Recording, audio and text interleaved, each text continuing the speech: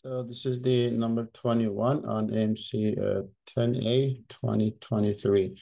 So we have a nice polynomial problem. So we have a couple information given. And based on that, we like to find the root that is not integer. Okay, so now we are going to add those numerators and denominators. Okay, so but before we get to this problem, so I'm going to just remind something. Like if I ask you to tell me a solution of this quadratic. So, you know, we have two binomials to multiply to get zero. What makes this guy zero or what makes this guy zero is going to be our solution, which is kind of called zero product property. So, which is x equals like 2 and x equals -3. Or if I make this x plus 5 over 2 times x minus 1 and x plus 5. If you have 3 instead, which doesn't make any difference, so the solutions would be -5 over 2, x equals 1, and x equals -5. So this is something we kind of use it. So in general, so when we talk about the first things, polynomials, like this is like actually something we see in quadratics as well. So the point I'm trying to make, you know, the number in front of this, like those product is just 1, which is like when you expand all of these terms, you know, for example, this guy will give you x squared plus x minus 6. The leading coefficient is 1. If you were to expand those, since the coefficient of each x term is 1, when you multiply them, so you will still get a x to the third power, which is leading coefficient is still 1. So which is why whenever you are given leading coefficient is 1, so you just see that there is no constant term to multiply this product, okay?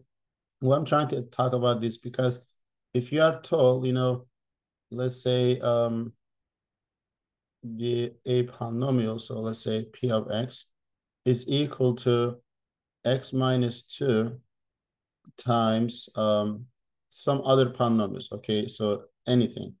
So if you are told a polynomial can be written x minus 2 times something, so we can use usually quotient. You can plug x equals 2. So when you do so, P of 2, this guy will be 2 minus 2, which is 0. So 0 times whatever right here is going to be 0. So, and then we say that P of 2 equals 0.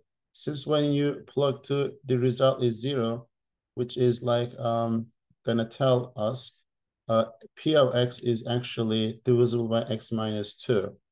Okay, so because when you multiply a binomial by another thing, you get this polynomial. So which means this guy is a factor of this guy, or this is also a factor of this guy.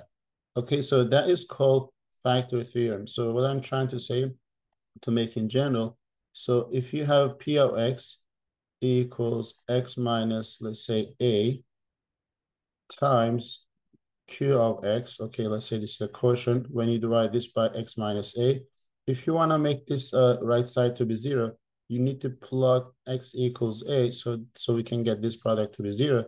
So P of a is equal to a minus a, which is 0. 0 times whatever is 0. So, and then we are going to tell if x minus a is a divisor or a factor of P of x, P of a would be 0. Okay, this is called a factor theorem of polynomials. Okay, so why this is important? Because this is the only thing we need in this problem. So let's try to see how that looks like.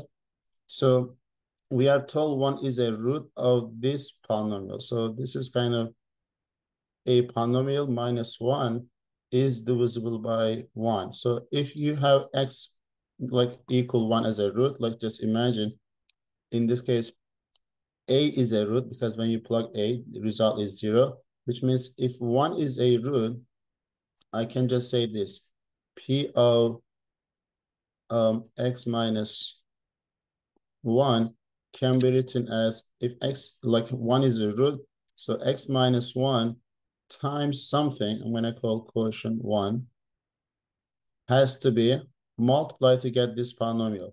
So okay, I hope that makes sense. So make sure you kind of understand this before you move on. So what I'm trying to say, this guy is divisible by x minus 1, because if you plug x equals 1, this guy will be 0. So that means the right side will be 0. Whatever this polynomial is going to be equal to 0. If that is equal to 0, that polynomial is divisible by the number that you just plug in, okay, which is x equals 1. So if you plug x equals 1, so that polynomial will give us p of 1 minus 1 equals 0. So keep this in mind. And the same idea for the second one. So p of x minus 2, but that is in now parentheses. 2 is a root, so which means I can write x minus 2 times something.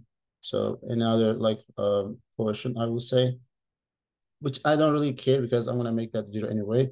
So if you plug 2 for x, so that should give us 2 minus 2, which is 0, equals 0. So the right side will be 0. And we are done with these.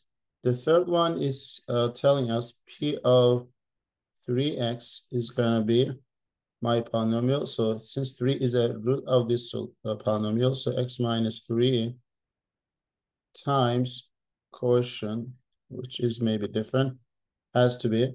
And if you plug 3 for x, so that should give me p of 3 times 3, which is 9, is equal to 0.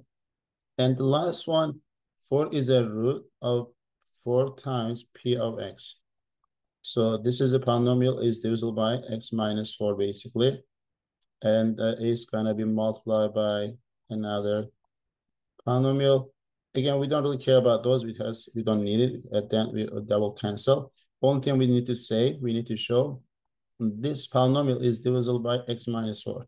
So if you plug 4 for x, so you will get 4 times p of 4 equals 0. So you see that number 4 doesn't really matter. So regardless of what your number have, so you will get still p of 4 is equal to 0. So, but only thing that we didn't get 0 is actually the first one. So if you plug 1 to, add 1 to both sides, so you get p of 1 is equal to 1. So keep this in mind. So if you know, well, p of 0 is 0, p of 9 is 0, p of 4 is 0. So if the result is 0, that means those are my actually 3 different solutions, 0, 9, and 4. So you can just say p of x could be written x minus 0, which is actually something I was tracking at the beginning, times x minus 9, and then x minus 4. So if these 3 are binomials, is part of the p of x, then those are going to be x equals 0, x equals 9, x equals 4 will be solution, which is you are given right here. But there is a fourth solution that is the actual rational number. So we are told, I mean, like positive integers, so which is why this is a rational number. So I'm going to tell the last solution is x minus, let's say, c, okay? Or you can just write plus c, it doesn't matter, I guess. Okay, and then this is going to be equal to 0. And then there is no number as a constant because we are told the coefficient, leading coefficient is 1. So this is my polynomial, right, with the least degree. So, but we also know p of 1 is equal to 1. If you plug x equals 1 into this polynomial, so you will get just 1 times -8 times -3 times 1 minus c equals 0. And that's 24. So 1 minus c is, actually this was 1, right? So that was x minus 4. And then this is equal to 1 because we are given that's equal to 1. And that was 24. So 24 times this product equals 1. If you divide both sides by 24, so you will get 1 over 24. And if you want to find c alone, so you can move this c on the other side. So 1 minus 1 over 24 is 23 over 24. And that is your c. And that is your solution. So if you look at those, they are like relatively prime. So their sum will be 47. So it's just really application of the factor theorem, to be honest. So I hope that makes sense. If you do need more practice, probably it's good to review the factor theorem and remainder theorem because they are related to each other usually. That is it for this question. So I'll see you in the next video.